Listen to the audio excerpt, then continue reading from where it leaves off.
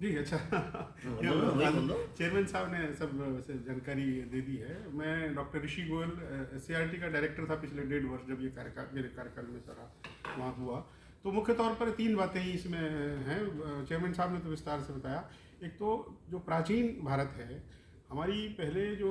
पुस्तकें लिखी गई थी उसके साथ पूरा न्याय नहीं किया गया था। यानी जितना भी हमारा गौरवशाली पक्ष था, और विशेष रूप से तब ये बात हमें महसूस होती है जब आज ग्लोबली और भारत के जो विद्यार्थी हैं और नौकरी के लिए पूरे देश में जाते हैं, और उस समय के जो कल्चरल फुटप्रिंट्स हैं वो वहाँ जा कर के देखते हैं, दुनिया भी उनको मानती है, लेकिन भारत के विद्यार्थियों को उसके बारे में पता नहीं होता कि ये हमारे जो है गुप्त काल के और जो हमारा स्वर्णिम युग था उसमें कैसे कैसे सांस्कृतिक भारत का विस्तार हुआ। तो हमने जो प्राचीन भारत का जो स्पेस है वो बढ़ाया है। छठी के साथ 7वीं कक्षा का भी आधा भाग जो है वो हमने प्राचीन भारत को, छठी कक्षा पूरी प्राचीन भारत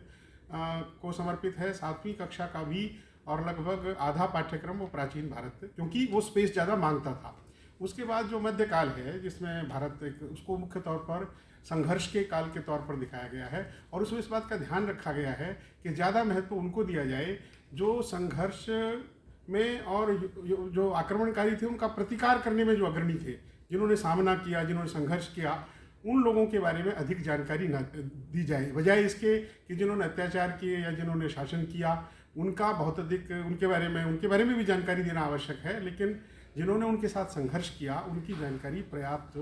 और उस पर दे करके दिया जाए। उसके बाद फिर औपनिवेशिक काल आता है। उस औपनिवेशिक काल में मुख्य तौर पर हमें एक बात लगती रही है कि भारत के स्वाधीनता संग्राम में सब प्रकार के, बहुत प्रकार के लोगों का योगदान रहा, जबकि पुस्तकों में एक थोड़ा सा जिसको कहना चाहिए उसके बारे में जानकारी दी, और एक वो भी एक विशेष प्रकार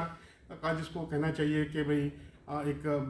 कुछ सीमित लोगों के द्वारा जो आज़ादी की लड़ाई में, संघर्ष में जिनका योगदान था उसी के बारे में दर्शाया जाता रहा। बहुत सारी जो क्रांतिकारी थे और देश के सुदूर क्षेत्रों में जिन्होंने भारतीय स्वतंत्रता आंदोलन में और जिन्होंने योगदान दिया, जिन्होंने संघर्ष किया, उनमें से बहुतों का योगदान जो है वो पुस्तकों में नहीं था, उसको लाने की कोशिश की गई है। यही मुख्य तौर पर, यानी प्राचीन भारत और मध्यकाल का जो इतिहास है और औपनिवेशिक काल का जिसको हम आधुनिक भारत कहते हैं, इसमें मुख्य तौर पर इन 3 दृष्टियों से इन पुस्तकों में ध्यान रखा गया।